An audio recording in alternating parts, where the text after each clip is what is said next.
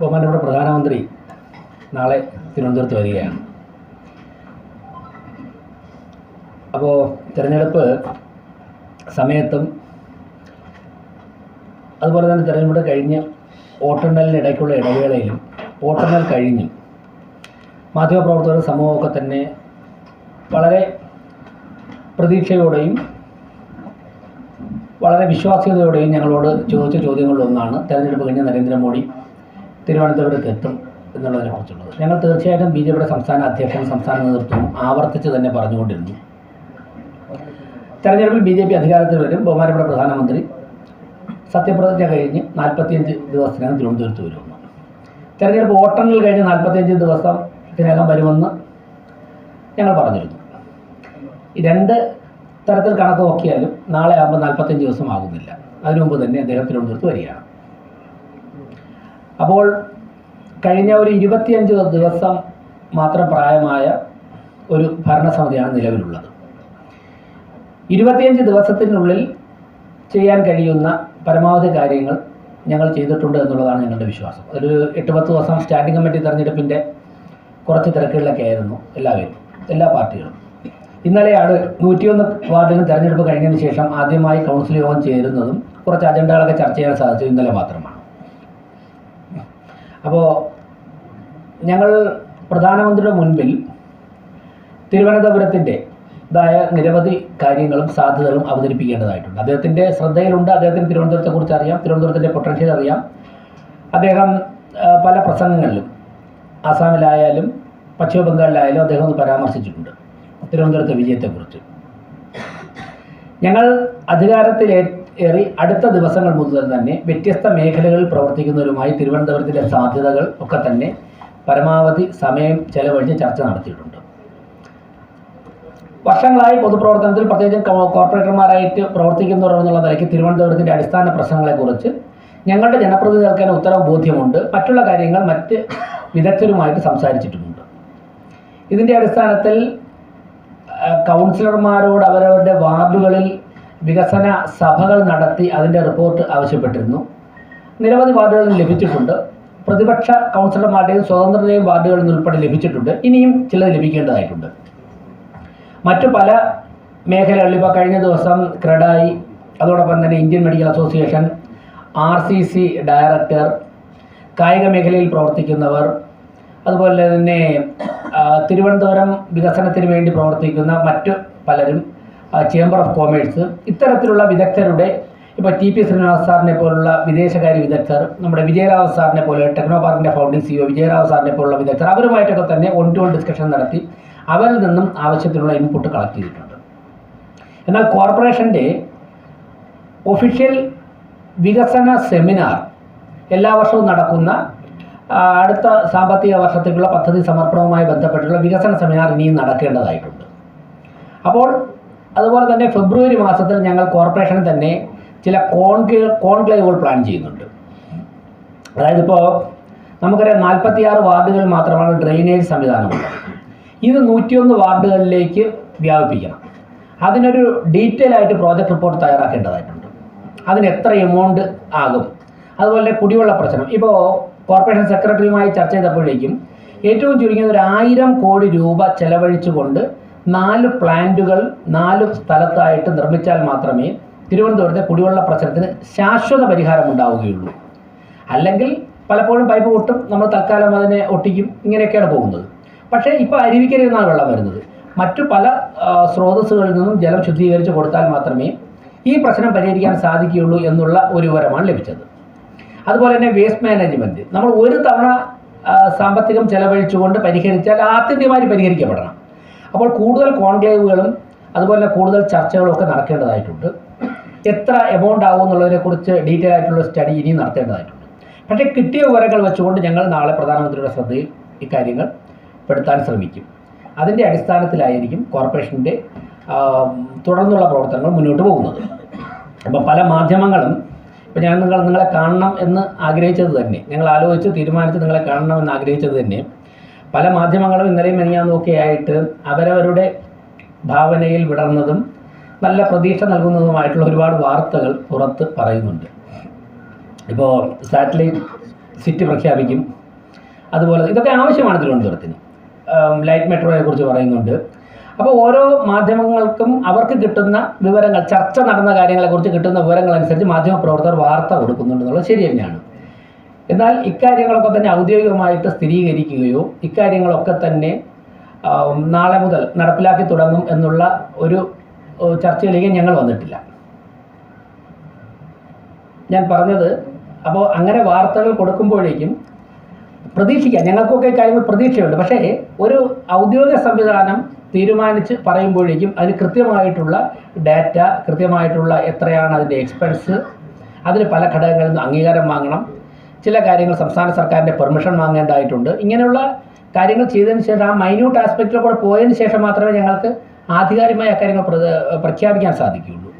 അപ്പോൾ തീർച്ചയായിട്ടും തിരുവനന്തപുരത്തിൻ്റെ വരാൻ പോകുന്ന 5 വർഷത്തേക്ക് 2030 ആകുമ്പോഴേക്കും തിരുവനന്തപുരത്ത് എത്തി നിൽക്കേണ്ട പദ്ധതികളെക്കുറിച്ചിട്ടുള്ള വ്യക്തമായിട്ടുള്ള ഒരു പ്ലാൻ ഞങ്ങൾക്ക് ഏകദേശം രൂപപ്പെട്ടിട്ടുണ്ട്. ഇനി അതിനെ കുറച്ചുകൂടെ ആക്യുറസി വരേണ്ടതായിട്ടുണ്ട്. അതിൽ ചില കോൺക്ലേവുകൾ നടത്തണം. അതിന് ഈ പദ്ധതികൾ നടപ്പിലാക്കി വിജയിച്ച കോർപ്പറേഷൻ മേയർമാർ തിരുവനന്തപുരത്ത് വരാമെന്ന് സമ്മതിച്ചിട്ടുണ്ട്. ഇപ്പോൾ ഇന്ത്യയിൽ പല സ്ഥലത്തും ഓരോ പദ്ധതികളും നടപ്പിലാക്കി വിജയിച്ച മേയർമാരുമായിട്ട് ഞങ്ങളും അതുപോലെ തന്നെ തിരുവനന്തപുരം കോർപ്പറേഷൻ മേയർ എന്നുള്ള നിലയ്ക്ക് ഞാനും പാർട്ടിയുടെ സംസ്ഥാന അധ്യക്ഷനും അതിൽ നിരന്തരം ആശയവിനിമയം നടത്തുന്നുണ്ട്. അപ്പോൾ അവരുടെയൊക്കെ സാന്നിധ്യം, അത് അവിടെ വിജയിപ്പിച്ച ഉദ്യോഗസ്ഥർ, എക്സ്പെർട്ടുകൾ, അവരുടെയൊക്കെ സാന്നിധ്യം തിരുവനന്തപുരത്ത് ഫെബ്രുവരി മാസത്തിലുണ്ടാവും. അതിനൊക്കെ ശേഷം മാത്രമായിരിക്കും ഇതിന് കൃത്യമായിട്ടൊരു ആക്യുറസി വരുന്നത്. ഈ ഒരു കാര്യങ്ങൾ കൂടി നിങ്ങളെ ബോധ്യപ്പെടുത്തുകയാണ്. പിന്നെ ബഹുമാനപ്പെട്ട പ്രധാനമന്ത്രിയുടെ വരവ് വളരെ വലിയ ഒരു പ്രതീക്ഷയും ആവേശവും ആത്മവിശ്വാസവുമാണ് BJP പ്രവർത്തകർക്ക്, തിരുവനന്തപുരത്തെ കോർപ്പറേഷൻ 101 കൗൺസിലർമാർക്ക്, അതോടൊപ്പം തന്നെ പൊതുസമൂഹത്തിന് കൈവരുന്നിരിക്കുന്നത്. ഇന്നലെ നടന്ന കൗൺസിൽ യോഗത്തിൽ തന്നെ വളരെ പ്രതീക്ഷയോടെയാണ് 101 കൗൺസിലർമാരും പ്രധാനമന്ത്രിയുടെ തിരുവനന്തപുരത്തേക്കുള്ള വരവിന്, പ്രത്യേകിച്ച് തിരുവനന്തപുരം കോർപ്പറേഷൻ്റെ ഭരണം NDAക്ക് ലഭിച്ചതിന് ശേഷമുള്ള വരവിന് നോക്കിക്കാണുന്നത്. തീർച്ചയായിട്ടും എല്ലാ മാധ്യമപ്രവർത്തകരുടെയും സഹകരണം പ്രതീക്ഷിക്കുന്നു.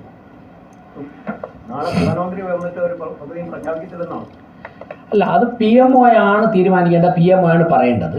തിരുവനന്തപുരത്തിൻ്റെ അടിസ്ഥാന പ്രശ്നങ്ങൾ, തിരുവനന്തപുരത്തിൻ്റെ സാധ്യതകൾ ഞങ്ങളുടെ കാഴ്ചപ്പാടിലുള്ളത്, ഞങ്ങൾക്ക് കിട്ടിയ വിവരങ്ങൾ വെച്ചുള്ളത് ഞങ്ങൾ ശ്രദ്ധയിൽപ്പെടുത്തും. ബാക്കി ഏത് പദ്ധതി ഏത് സമയത്താണ് ചെയ്യാൻ സാധിക്കുന്നത്, കേന്ദ്ര ഗവൺമെൻറ് എങ്ങനെ ഇടപെടാമെന്നുള്ള തീരുമാനിക്കേണ്ട PMO ആണ്. അതായത് ഞങ്ങൾ അങ്ങനെ എല്ലാ കാര്യങ്ങളും കൊടുക്കണമെങ്കിൽ ഭരണപരമായി ഇപ്പോൾ ഒരു രാഷ്ട്രീയ പാർട്ടി സമർപ്പിക്കുന്ന, ഒരു കോർപ്പറേഷൻ സമർപ്പിക്കുന്ന രണ്ടാണ്. ഞങ്ങളിപ്പോൾ 25 ദിവസം മാത്രം കംപ്ലീറ്റ് ചെയ്ത ഒരു ഭരണസമിതിയാണ്. അതിലൊരു 8-10 ദിവസം സ്റ്റാൻഡിംഗ് കമ്മിറ്റി ചെയർമാൻ തെരഞ്ഞെടുപ്പുമായി ബന്ധപ്പെട്ട് ഞങ്ങൾക്ക് ഇന്നലെയൊക്കെ ഇപ്പോഴും ഒരു സ്റ്റാൻഡിംഗ് കമ്മിറ്റി പൂർത്തിയാകാനുണ്ട്. ആദ്യത്തെ കൗൺസിൽ യോഗം നടന്നത്, പൂർണ്ണ കൗൺസിൽ യോഗം നടന്നത് ഇന്നലെയാണ്. അപ്പോൾ സ്വാഭാവികമായിട്ടും ഒരു കേന്ദ്ര ഗവൺമെൻറ്റിൻ്റെ മുൻപിൽ ഞങ്ങൾ പദ്ധതികൾ സമർപ്പിക്കുമ്പോഴേക്കും ചില കാര്യങ്ങൾ കൗൺസിലിൻ്റെ അംഗീകാരം വാങ്ങേണ്ടതായിട്ടുണ്ട്. അപ്പോൾ അങ്ങനെയുള്ള ഒരു 15-20 ദിവസമാണ് ഞങ്ങൾക്ക് ഈ കാര്യങ്ങൾ കൊണ്ട് കിട്ടിയിട്ടുള്ളത്. അതുകൊണ്ട് തന്നെ ഈ വിഷയങ്ങൾ ശ്രദ്ധയിൽപ്പെടുത്തുന്നതിലപ്പുറം ചില കാര്യങ്ങൾ കൂടി കംപ്ലീറ്റ് ആവാനുണ്ട്.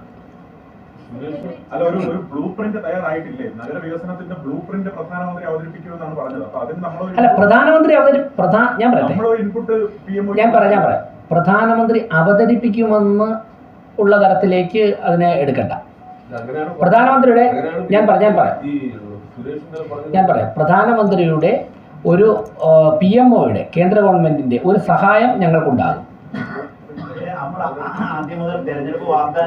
പ്രധാനമന്ത്രി വരെയല്ലേ? പ്രധാനമന്ത്രി വരെയല്ലേ? പ്രധാനമന്ത്രി നഗരത്തിന്റെ വികസന രേഖ അവതരിപ്പിക്കുമെന്നാണ്. അപ്പൊ ആ രേഖയിൽ എന്തുണ്ടാവും? അങ്ങനെ ഒരു അവതരണം ഇല്ലേ? നമുക്ക് കാത്തിരിക്കാം. ആശയക്കുഴപ്പമുണ്ടോ? ഇല്ല. അതിൽ ഞാൻ പറഞ്ഞത് നിങ്ങൾക്ക് ആശയക്കുഴപ്പം ഉണ്ടാക്കാതിരിക്കാനാണ് ഞങ്ങളുടെ നിലപാട് എന്ന് പറഞ്ഞത്. അതായത് ഞാൻ പറയാം, അല്ലല്ല, ഇന്ന് രാവിലെയൊക്കെ മാധ്യമങ്ങൾ, ഓരോ മാധ്യമങ്ങളും ആ മാധ്യമ പ്രവർത്തകൻ്റെ തിരുവനന്തപുരത്തുള്ള കാഴ്ചപ്പാട് അത് നല്ലതാണ്. ഞങ്ങളൊക്കെ പ്രസംഗങ്ങളിലൊക്കെ നടത്തിയ പല കാര്യങ്ങൾ വച്ചിട്ട് ഉള്ള വാർത്തകൾ വരുന്നു. അത് വരുന്നത് കൊണ്ടാണ് ഞാൻ അക്കാര്യം സൂചിപ്പിച്ചത്. ഓരോ മാധ്യമത്തിൽ വരുന്ന ഓരോ തരത്തിലുള്ള വാർത്തയാണ്. പ്രധാനമന്ത്രി വരുന്നത് മണിക്കൂറുകളെ ബാക്കിയുള്ളൂ. അതിനു മുമ്പ് അങ്ങ് വാർത്താ സമ്മേളനം നടത്തി പറയുന്നത് നഗര വികസനത്തിന്റെ ബ്ലൂ പ്രിന്റ് പ്രഖ്യാപിക്കുമെന്ന് പറഞ്ഞാണ് പ്രധാനമന്ത്രി വരുമെന്ന് പറഞ്ഞത്. അത് ആവർത്തിച്ച് BJP സംസ്ഥാന അധ്യക്ഷനും അതുപോലെ കോർപ്പറേഷൻ ഭരണവുമായി ബന്ധപ്പെട്ട് നമുക്ക് അങ്ങനെയൊക്കെയുള്ളവർ പറഞ്ഞിരുന്നതാണ്. ഇപ്പൊ പറയുന്നു ബ്ലൂ പ്രിന്റ് പ്രഖ്യാപിക്കും എന്ന് കരുതേണ്ട. അല്ല, നമ്മൾ ഇവിടെ നിന്നൊരു ഇൻപുട്ട് കൃത്യമായി കൊടുത്തിട്ടില്ല. അലക്സ്, നാളെ ഞാൻ പറയട്ടെ, അപ്പോൾ ഇതിന്റെ ഫുൾ തീരുമാനം അണ്ടറിലാണ്. ഞങ്ങൾക്ക് ചില കോൺക്ലേവുകൾ നടത്തേണ്ടതായിട്ടുണ്ട്. ഞങ്ങൾക്ക് ഒരു പദ്ധതി പദ്ധതി നടപ്പിലാക്കണമെന്ന് പറയുമ്പോൾ തിരുവനന്തപുരത്തിൻ്റെ പശ്ചാത്തലത്തിൽ മറ്റൊരു സ്ഥലത്ത് വിജയിച്ച പദ്ധതി, ഇപ്പോൾ ഉദാഹരണത്തിന് ഹൈദരാബാദിൽ വേസ്റ്റ് മാനേജ്മെൻറ്റ് നടത്തുന്നത് വളരെ വിജയകരമായി നടത്തുന്നു എന്ന് മനസ്സിലാക്കിയിട്ട് അന്നത്തെ മേയർ ബഹുമാനപ്പെട്ട ശ്രീ വി ശിവൻകുട്ടി വിളപ്പിൽ ശാലകളിൽ ഉൾപ്പെടെ ജനങ്ങളെ കൊണ്ട് ഹൈദരാബാദിൽ കാണിച്ചിട്ടാണ് ആ പ്രോജക്റ്റ് ഇവിടെ കൊണ്ടുവന്നത്. ആ പ്രോജക്റ്റ് ഇവിടെ വിജയിച്ചില്ല. അപ്പോൾ മറ്റൊരു സ്ഥലത്ത് വിജയകരമായി നടത്തിയ ഒരു പദ്ധതി തിരുവനന്തപുരത്തിൻ്റെ പശ്ചാത്തലത്തിൽ നമുക്കെങ്ങനെ നടത്താം? അതിനെക്കുറിച്ച് ഞങ്ങൾ സ്റ്റഡി നടത്തി. ഉദാഹരണത്തിന് ഇപ്പോൾ ആമയഴഞ്ചാൻ പാർവതി പുത്തനാറ് പോലുള്ളവ ശുദ്ധീകരിക്കണം എന്നുള്ള ആവശ്യം നിരവധി കാലങ്ങൾ കൊണ്ടുണ്ട്. അത് ചെയ്യേണ്ടതായിട്ടുണ്ട്. ഞങ്ങളത് നടപ്പിലാക്കും. പലരും വന്നപ്പോൾ ചോദിച്ചു. പക്ഷേ ഞങ്ങളൊരു ചെറിയ പഠനം നടത്തിയപ്പോഴേക്കും അത് ശുദ്ധീകരിക്കുന്നതിന് മുൻപ് തന്നെ ആദ്യം ചെയ്യേണ്ടത് എന്താ? നിരവധി വീടുകളുടെയും ഹോട്ടലുകളുടെയും ഒക്കെ തന്നെ മാലിന്യം ഒഴുകി വരുന്ന പൈപ്പുകൾ ഈ നദികളിലേക്ക് കണക്ട് ചെയ്തിട്ടുണ്ട്. ആദ്യം അതിനൊരു ഓൾട്ടർനേറ്റീവ് സംവിധാനം ഉണ്ടാക്കിയിട്ട് മതി ശുദ്ധീകരിച്ച് കഴിഞ്ഞാൽ സ്ഥായിയായി നിലനിൽക്കുകയുള്ളൂ. ഇന്നിപ്പോൾ സാറ്റലൈറ്റ് റിസർച്ചിലൂടെ ഇതിൽ എവിടെ നിന്നൊക്കെയാണ് ഈ പൈപ്പുകൾ ഇവിടേക്ക് വരുന്നത് എന്ന് കണ്ടുപിടിക്കുന്ന ഒരു ടീം ഇവിടെ വന്നിരുന്നു. ഞങ്ങളുമായി പ്രാഥമിക ചർച്ചകൾ നടത്തി അവരുടെ അടുത്ത ദിവസം പ്രപ്പോസൽ തരികയാണ്. അപ്പോൾ അവരിൽ നിന്ന് റിപ്പോർട്ട് ലഭിച്ചു കഴിഞ്ഞാൽ ഏതൊക്കെ പ്രദേശത്ത് ഏതൊക്കെ വീടുകളിൽ ഏതൊക്കെ ഹോട്ടലിൽ നിന്നാണ് ഈ മാലിന്യ പൈപ്പുകൾ ഭൂമിക്കടിയിലൂടെ ഈ നദികളിലേക്ക് വരുന്നത് കണ്ടെത്താൻ സാധിക്കും. അവരോട് പ്രധാനമന്ത്രി വന്ന് പോയിട്ട് 27-ാം തീയതി ഇരിക്കാമെന്ന് പറഞ്ഞിരിക്കുക. 27-ാം തീയതി അവരുടെ പ്രപ്പോസലുമായിട്ട് വരുന്നു. അപ്പോൾ അത് പഠിക്കാനായിട്ട് അതിൻ്റെ സമയമെടുക്കും. ഞാൻ പറയട്ടെ അങ്ങനെയൊന്നുമല്ല. കാരണം തെരഞ്ഞെടുപ്പിന് മുമ്പ് അന്ന് പ്രഖ്യാപിക്കുന്ന BJP ഭരണസമിതി അധികാരത്തിലെത്തിയാൽ 45 ദിവസത്തിനുള്ളിൽ പ്രധാനമന്ത്രി ഇവിടെ എത്തി നഗരവികസനത്തിന്റെ ബ്ലൂ പ്രിന്റ് പ്രഖ്യാപിച്ചു. ഇപ്പൊ അന്ന് പറയുന്നത് അതിന്റെ ഒരു ഇത് നേരത്തെ അറിയില്ലായിരുന്നു. ഇതിന് താമസം എടുക്കും, ഇത്രയും ചർച്ചകൾ നടത്തേണ്ടി വരും, ഇത്രയും ആളുകളെ കാണേണ്ടി വരും. ഞങ്ങൾ നടത്തിയ ചർച്ചകളുടെ അടിസ്ഥാനത്തിലുള്ള ഞങ്ങളുടെ വിവരങ്ങൾ നാളെ അദ്ദേഹത്തിന്റെ ശ്രദ്ധയിൽപ്പെടുത്തും. അതിനുശേഷം ഞാൻ പറഞ്ഞല്ലോ, ഫെബ്രുവരി മാസത്തിൽ സമ്പൂർണ്ണമായും 4-5 കോൺക്ലേവുകൾ നടത്തേണ്ടതായിട്ടുണ്ട്. ചില മേയർമാരെ ഞങ്ങൾ ഇൻവൈറ്റ് ചെയ്തിട്ടുണ്ട്. അവരുടെ സമയം കഴിഞ്ഞ 15 ദിവസത്തിന് ഞങ്ങൾക്ക് കിട്ടിയിട്ടില്ല. അവർ വന്നിട്ട് അവരുടെ എക്സ്പെർട്ടുകളുമായി തിരുവനന്തപുരത്ത് വരാൻ സമ്മതിച്ചിട്ടുണ്ട്. അവരുടെ വിവരങ്ങൾ ലഭിക്കുവാനുണ്ട്. ഈ സ്റ്റേറ്റ്മെന്റ് ഒന്നുകൂടെ ക്ലാരിറ്റിക്ക് വേണ്ടി ചോദിക്കുന്നത്, നാളെ പ്രധാനമന്ത്രി വന്ന് വികസന രേഖ പ്രഖ്യാപിക്കും എന്ന് നിങ്ങൾ ഉറപ്പിക്കണ്ട എന്നല്ലേ രാഷ്ട്രീയം പറഞ്ഞത്? അതിലെ നിങ്ങൾ ആ രീതിയിൽ ഇന്റർപ്രറ്റ് ചെയ്യേണ്ട. ഞാൻ പറയട്ടെ, പല മാധ്യമങ്ങളും ഓരോ മാധ്യമങ്ങളും ഓരോ തരത്തിലുള്ള വാർത്തകൾ കൊടുത്തു. ആ വാർത്തകൾ ജനങ്ങളുടെ പ്രതീക്ഷയാണ്, ആ മാധ്യമ പ്രവർത്തകരുടെ വിലയിരുത്തലാണ്. ഇത് പറയുമ്പോൾ ഒരു ഭരണസമിതി എന്നുള്ള നിലയ്ക്ക് ഞങ്ങളുടെ പരിമിതികളാണ് ഞാൻ ചൂണ്ടിക്കാട്ടിയത്.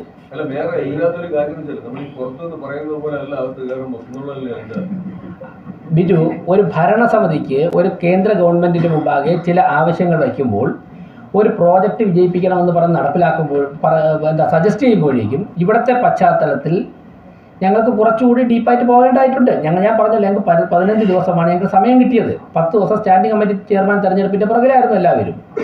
ഈ പ്രായോഗിക യാഥാർത്ഥ്യവും കാര്യങ്ങളൊക്കെ തന്നെ മനസ്സിലാക്കണമല്ലോ.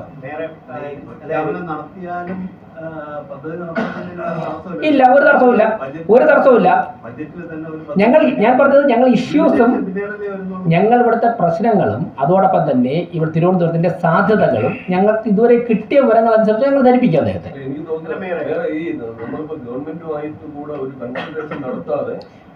ഏത് ഗവൺമെന്റ്? അതാണ്, അത് ചെയ്യേണ്ടതായിട്ടുണ്ട്.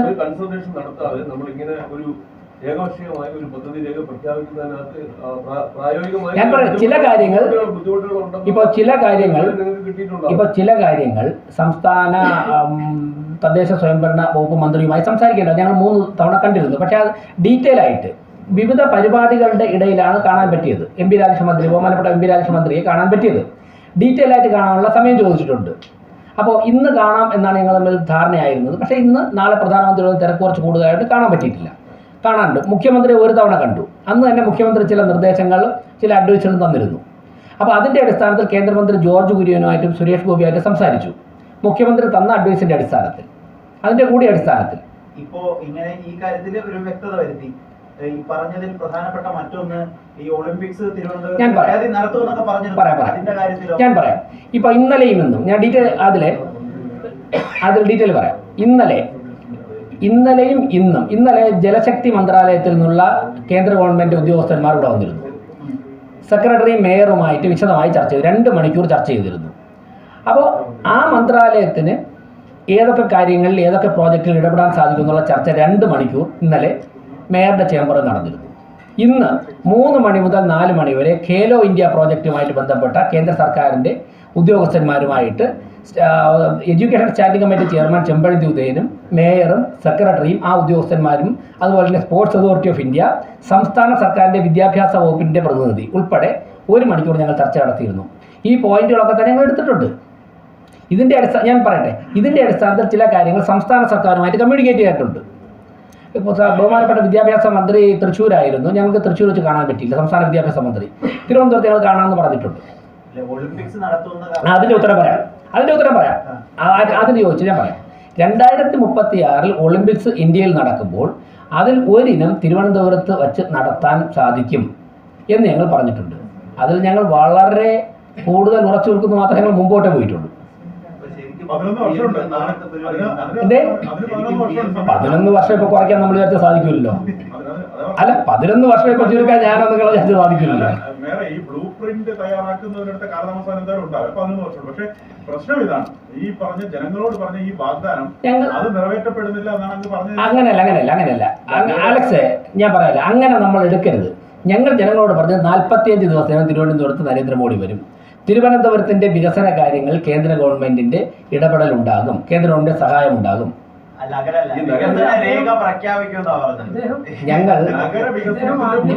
നിങ്ങളൊന്ന് വെയിറ്റ് ചെയ്യും. ഞാൻ പറയട്ടെ, ഇപ്പോ 7 മണി ആയല്ലോ, നാളെ രാവിലെ നിങ്ങളൊന്ന് കാത്തിരിക്കൂ. നിങ്ങൾ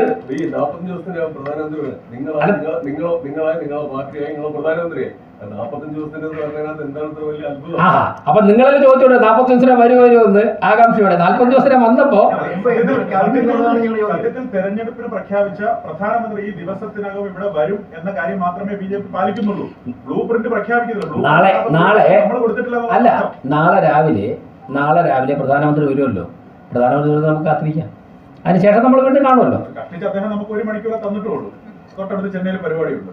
അല്ല, 2 പരിപാടി. ഒരു പ്രധാനമന്ത്രി ഇപ്പോൾ ഒരു സംസ്ഥാനത്തുനിന്ന് ഒരു സ്ഥലത്ത് വന്നിട്ട് 2 പരിപാടിയിൽ പങ്കെടുക്കുന്നു. അതുപോലെ അല്ല, അതിൽ നമ്മൾ തൃപ്തരാകണ്ടേ? അല്ല, ഏറ്റവും കൂടുതൽ കേരളം സന്ദർശിച്ചിട്ടുള്ള ഇന്ത്യൻ പ്രധാനമന്ത്രിമാരിൽ മന്ത്രി നരേന്ദ്രമോദി തന്നെയായിരുന്നു. ജനങ്ങളുടെ ആവശ്യത്തിന് വേണ്ടി അദ്ദേഹം ഇവിടെ 2 പരിപാടികൾ ഉദ്ഘാടനം ചെയ്യുന്നില്ലേ? 2 പരിപാടിയിൽ പങ്കെടുക്കുന്നില്ലേ? പറയാം. അതെ, ഞങ്ങൾ PMOയിൽ ഞങ്ങൾക്ക് ലഭിച്ച കാര്യങ്ങൾ ഞങ്ങൾ ശ്രദ്ധയിൽപ്പെടുത്തിയിട്ടുണ്ട്. ബാക്കിയുള്ള കാര്യങ്ങൾ ഞങ്ങൾ നാളെ ഞാൻ പറഞ്ഞില്ലേ, ഭരണപരമായ കാര്യങ്ങൾ ഒരു ഭരണസമിതി കേന്ദ്ര ഗവൺമെന്റുമായിട്ട് സംസാരിക്കുമ്പോഴേക്കും ഞങ്ങൾക്ക് കുറച്ചുകൂടി കൺസൾട്ടേഷൻ്റെ ആവശ്യമുണ്ട്. സംസ്ഥാന സർക്കാരുമായിട്ടും മറ്റു പല ഘടകങ്ങളുമായിട്ട് കൺസൾട്ടേഷൻ്റെ ആവശ്യമുണ്ട്. എക്സ്പെർട്ട് ഒപ്പീനിയൻ എടുക്കേണ്ടതായിട്ടുണ്ട്. അതായത് നമുക്ക് ഇതിനകത്ത് പല ഗവൺമെന്റ് ഡിപ്പാർട്ട്മെന്റുകളുമായും സംസ്ഥാന ഗവൺമെന്റുമായും നമുക്കൊരു കൺസൾട്ടേഷൻ നടത്താൻ നമുക്ക് അങ്ങനെ ഈ പറയുന്ന രീതിയിലുള്ള ഒരു ബ്ലൂ പ്രിന്റ് അങ്ങനെ ഏകപക്ഷീയമായി ഈ കോർപ്പറേഷനായിട്ട് പ്രഖ്യാപിക്കാൻ പറ്റില്ല. അതല്ല എന്റെ കറക്റ്റ്. ഞാൻ പറഞ്ഞ ബിജു, ഞങ്ങൾക്ക് കുറച്ചുകൂടി ചർച്ചകൾ നടത്തേണ്ടതായിട്ടുണ്ട്. പല മേഖലയിലും ഇപ്പോൾ TP ശ്രീനിവാസ് സാറുമായിട്ട് ഒരു ദിവസം സംസാരിക്കാൻ സാധിച്ചത് രാത്രി 11 മണിക്കാണ്. 11 മണി മുതൽ 1 മണിക്കൂർ. കാരണം അദ്ദേഹം കുറച്ച് നേരത്തെ സമയം തന്നിരുന്നു, ഞങ്ങൾക്ക് എത്താൻ പറ്റിയില്ല. ഇപ്പോൾ വിജയരാഘവ സാർ അദ്ദേഹത്തിൻ്റെ നോട്ട് ഞങ്ങൾക്ക് കിട്ടിയിട്ടുണ്ട്. ഫോണിലൂടെയാണ് സംസാരിക്കാൻ സാർ. ആ ദിവസം അദ്ദേഹം ഔട്ട് ഓഫ് സ്റ്റേഷനായിരുന്നു. അപ്പോൾ തിരുവനന്തപുരത്തിൻ്റെ സാധ്യതകൾ അറിയാവുന്ന, തിരുവനന്തപുരത്ത് വിജയകരമായ ചില കാര്യങ്ങൾ ചെയ്തിട്ടുള്ള ആൾക്കാരുമായിട്ട് ഡിസ്കസ് ചെയ്യണം. അപ്പോൾ അതിന് പിന്നെ പല വകുപ്പ് മന്ത്രിമാരെയും കാണണം.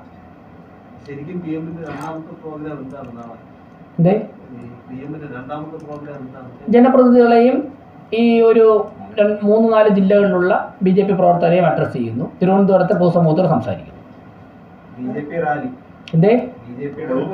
അല്ല, നിങ്ങൾക്ക് ഞാൻ ചോദിക്കട്ടെ, BJP സംഘടിപ്പിക്കുന്ന റോഡ് ഷോ, BJP സംഘടിപ്പിക്കുന്ന പബ്ലിക് പ്രോഗ്രാം, അത് BJP പരിപാടിയില്ലേ? അല്ല, ഞാൻ രാവിലെ പോലെ ഞാൻ പറയട്ടെ, നിങ്ങളുടെ പ്രതീക്ഷകളിൽ നിന്നും ആഗ്രഹങ്ങളിൽ നിന്നും നിങ്ങളും നമ്മളോ ആരും തന്നെ പുറകോട്ട് പോകണ്ട. നമുക്ക് മുന്നോട്ട് തന്നെ പോകാം. ഒരു ഭരണസമിതിക്ക് നേതൃത്വം കൊടുക്കുന്ന ടീമിലെ ആൾക്കാരെന്നുള്ള നിലയ്ക്ക് ഞങ്ങൾക്ക് ഈ 15 ദിവസം കൊണ്ട് ചെയ്യാൻ സാധിച്ച കാര്യങ്ങൾ നിങ്ങളുടെ മുമ്പാകെ വയ്ക്കുകയാണ്.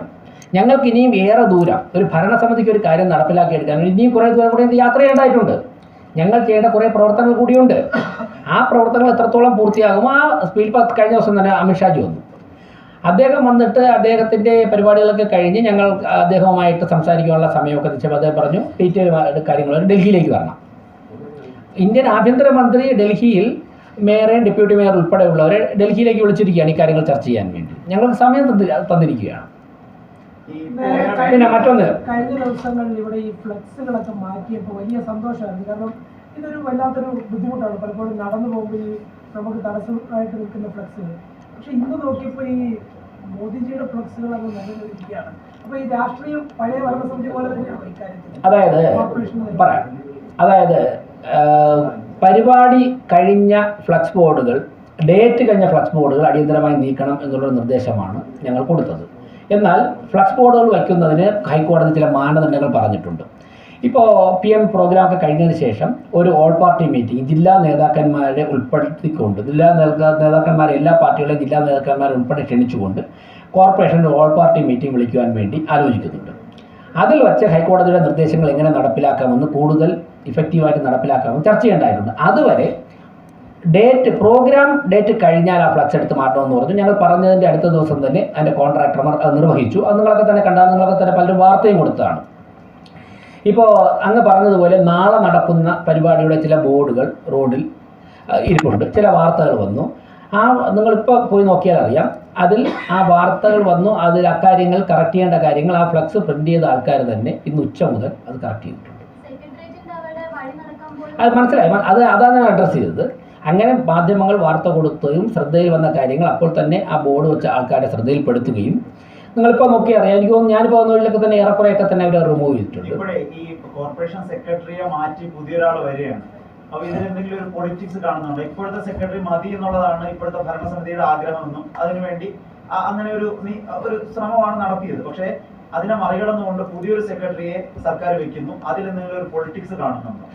ഏത് ഉദ്യോഗസ്ഥർ സംസ്ഥാന സർക്കാർ നിയമിച്ചാലും ഇപ്പോഴത്തെ ഞങ്ങളുടെ നിലപാട് ആ ഉദ്യോഗസ്ഥരുമായി ചേർന്ന് പ്രവർത്തിക്കുവാൻ വേണ്ടി ഈ ഭരണസമിതിക്ക് സന്തോഷകരമായ കാര്യമാണ്. ഇവിടെ നിലവിലുള്ള ഉദ്യോഗസ്ഥരുമായും അതോടൊപ്പം തന്നെ ഞാൻ കംപ്ലീറ്റ് ചെയ്യാം. സംസ്ഥാന സർക്കാർ നിയമിക്കുന്ന ഉദ്യോഗസ്ഥരുമായും ഇപ്പം നിലവിലുള്ള സെക്രട്ടറി ഉദ്യോഗസ്ഥരുമായാണെങ്കിൽ അവർ, പുതിയ സെക്രട്ടറി അവർ നിയമിക്കുന്ന സെക്രട്ടറി ഉദ്യോഗസ്ഥരുമായിട്ടാണെങ്കിൽ അങ്ങനെ ചേർന്ന് പ്രവർത്തിച്ചു പോകാനും 101 കൗൺസിലർമാരോട് ചേർന്ന് പ്രവർത്തിച്ചു പോകുന്നതുവരെ ഭരണസമിതി തയ്യാറാണ്. ഇനി സാഹചര്യം മാറുകയാണ്, ഭരണസമിതിക്ക് മുന്നോട്ട് പോകാനുള്ള ബുദ്ധിമുട്ടുകൾ ഉദ്യോഗസ്ഥരുടെ ഭാഗത്ത് നിന്നുണ്ടാകുകയാണെങ്കിൽ നമുക്ക് അപ്പം ആലോചിക്കാം. അങ്ങനെ ഒന്ന് പ്രതീക്ഷിക്കുന്നുണ്ടോ സർക്കാരിൻ്റെ ഭാഗത്ത്? അല്ല, ഞങ്ങൾ വളരെ നല്ല രീതിയിലുള്ള സഹകരണമാണ് കേന്ദ്ര സംസ്ഥാന സർക്കാരുകളുമായും ഇവിടുത്തെ ഉദ്യോഗസ്ഥന്മാരുമായിട്ടും പ്രതിപക്ഷ കൗൺസിലർമാരുമായിട്ടും ഉൾപ്പെടെ തയ്യാറായിരിക്കുന്നത്. അതിന് ഒരു കൈ ആദ്യം അങ്ങോട്ട് നീട്ടി സഹകരണം വാഗ്ദാനം ചെയ്യുന്നത് ഭരണപക്ഷത്തിൻ്റെ ഭാഗത്തു നിന്നായിരിക്കും. സ്വാഭാവികമായിട്ടൊരു തിരുത്തൽ ശക്തി എന്നുള്ള നിലയ്ക്ക് പ്രതിപക്ഷം ശക്തമായിട്ടുള്ള ഇടപെടൽ നടത്തി. ഇന്നലെ കൗൺസിൽ പങ്കെടുത്ത എല്ലാവർക്കും അറിയാം, വളരെ ആരോഗ്യകരമായിട്ടുള്ള യോജിപ്പുകളും വിയോജിപ്പുകളും കലർന്ന ഒരു ചർച്ചയായിരുന്നു നടന്നത്. ഇതുപോലെ സഹകരണമാണ് ഞങ്ങൾ പ്രതീക്ഷിക്കുന്നത്, ആഗ്രഹിക്കുന്നത്. അതിന് ഭരണസമിതി തയ്യാറുമാണ്.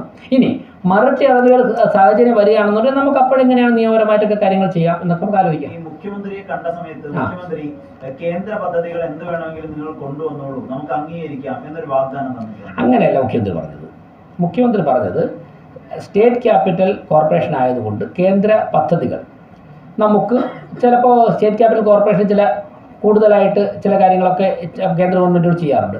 അങ്ങനെയുള്ള പദ്ധതികൾ ഉൾപ്പെടെ ലഭ്യമാക്കുവാനുള്ള പരിശ്രമം നടത്താമെന്നായിരിക്കും എന്നുള്ളൊരു സജഷൻ. ഞങ്ങൾ അങ്ങോട്ട് ചോദിച്ചു എന്തൊക്കെയാണ് ചെയ്യേണ്ടതെന്ന്. ഞങ്ങൾ ചോദിച്ചു, സംസ്ഥാന സർക്കാരിൻ്റെ സഹായം ആവശ്യപ്പെട്ടു, സഹകരണം ആവശ്യപ്പെട്ടു. അപ്പോൾ സ്വാഭാവികമായിട്ട് അദ്ദേഹത്തിൻ്റെ പെട്ടെന്ന് തോന്നുന്ന കാര്യങ്ങളൊക്കെ അദ്ദേഹം പറയണമല്ലോ.